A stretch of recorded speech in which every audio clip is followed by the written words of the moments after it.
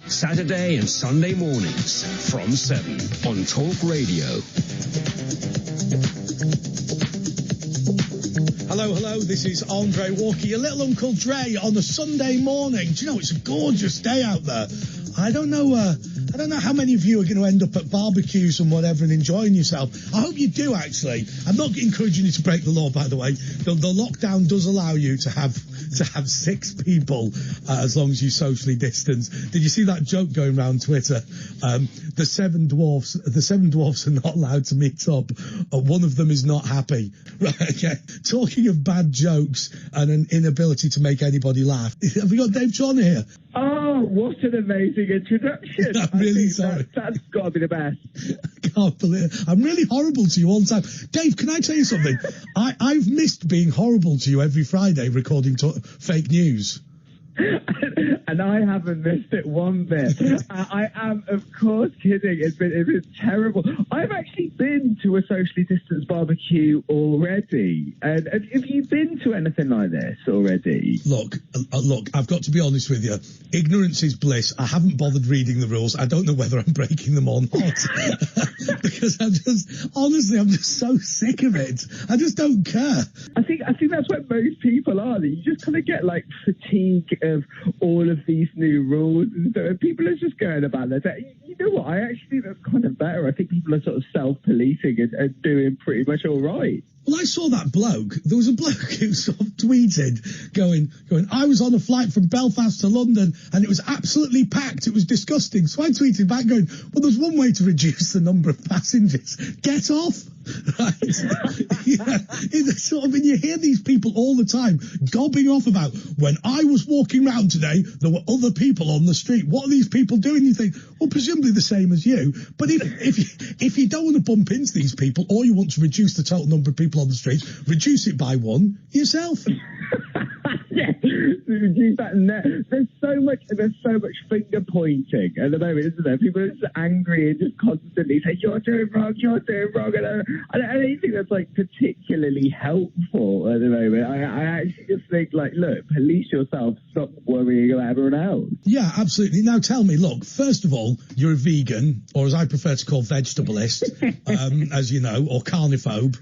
So obviously, a socially I just want to know what a South London socially distanced vegan barbecue is like, because that would be my vision of hell. Oh, mate, it was so bad because the person that put it on was really lovely, but I genuinely had barbecued broccoli, which that is unacceptable. It did not work in any way, shape or form. I had a stalk of asparagus, and I couldn't even have the potato salad. Hang on a second. Let me pull you up. Why couldn't you have the potato salad? Is it because it included mayonnaise? Yeah. You are such a sad individual.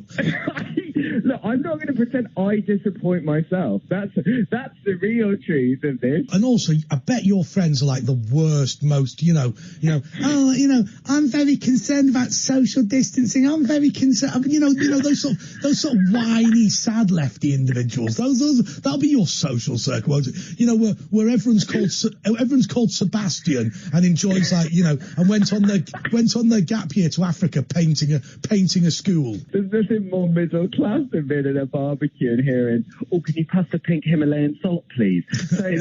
And nobody wants that, you know what I mean? Dave Levine in the gallery wants to know if you had any chunky salsa. No, I didn't, unfortunately. But I want to know what Dave Levine's chunky salsa would include. No, I think he's just mocking you for being a sad individual, really. But no, okay, right. So look, talk me through this. So you're chewing on your head of broccoli, right? You've got your one piece of asparagus, right? Which we can't make jokes about at this time of the morning. But you've got your one piece of asparagus. You've got a variety of types of barbecue sauce. Nobody's willing to stand near each other, though. To be be honest with that food, being downwind from any of your mates might be a bad idea anyway. but so you know how did these discussions go? You know, so presumably you said, Tarquin, how's your night school going? Oh yes, honestly, I've studied all about recycling. It's marvellous. It was just a normal conversation, like virtue signalling, worrying about the environment, and sort of crying because Jeremy Corbyn's not in power. Do you think, though, that, like, you go back 6 months ago, me and you were talking about Brexit, we were talking about the economy, and now our whole lives have got shrunk to all we were talking about is the virus. I've been watching old episodes of the news just to give me a little bit of a boost. Like it's become pathetic because that is all we talk about. Can I ask you this? Is the last time you were in the pub when Mike Graham broke the two of us that night? By the way, that sounds rude, but look, right. So let me tell you something, fellow travellers. Look at Mike Graham's face and just think about how many ales he can put away, and then look at a picture of Dave Chawner and consider how many he can put away.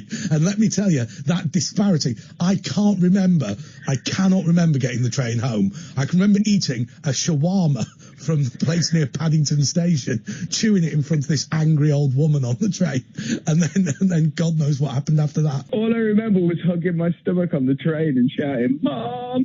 I mean, that was an incredibly heavy night, and I think that when the pubs open, nobody is going to hold back, are they? And that will be interesting to see who is going to ever follow those social distancing rules when you've had a couple of pints. Yeah, because look, I mean, generally I have, as you know, a total disdain for you in your life. But even I, after a few drinks, put my arm around you and go, "I love you, mate." Right? I mean, look, I don't mean it. Right, at all. Right. Yeah. What I think of you is that you are part of the problem with this country. But you know, after 10 pints of Stella, I'm willing to be nice to you. You know, and if I can be nice to you, then we're going to have a big problem with social distancing in pubs. Hugely.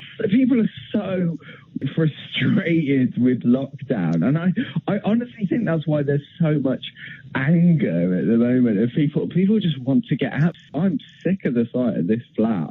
I live like Harry Potter. You know, I'm trapped underneath the stairs, but I'm paying over $1,000 a month for it. I just want to get out and get working again. And okay, on a serious note here, in my introduction, I suggested, and I'm not being dismissive of the death of George Floyd, but in my introduction, I suggested that potentially part of the reason why these protests for Black Lives Matter have been so huge in the UK is because people have been under house arrest for 3 months. And you know what? And I know this sounds awful, but I'll be blunt, blowing off a bit of steam, getting out there and saying, you know what? I just want to take to the streets and do something social for once. Oh, absolutely. I completely agree. I think people are all staring at social media, and that is not a happy place for anyone to be. And in terms of your personal frustration, look, I didn't mean it to say it like that, but in terms of your job, I spoke to Steve N. Allen from the MASH report yesterday, and what he was taught, and I asked him about, well, actually, funnily enough, I had Right Said Fred on as well,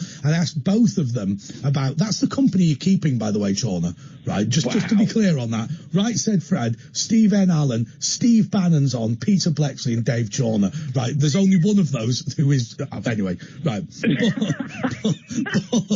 But right, focus, right. Look, it's got to be difficult as a stand-up comedian because your bread and butter is to go out and do gigs. And, you know, I've seen people attempt to do stuff online. You know, there's all these quizzes and whatever. And I know you've done a quiz yourself, but it's got to be very, very difficult, particularly not just from the fact that you can't do much creatively, but obviously there's an issue with income, presumably, as well.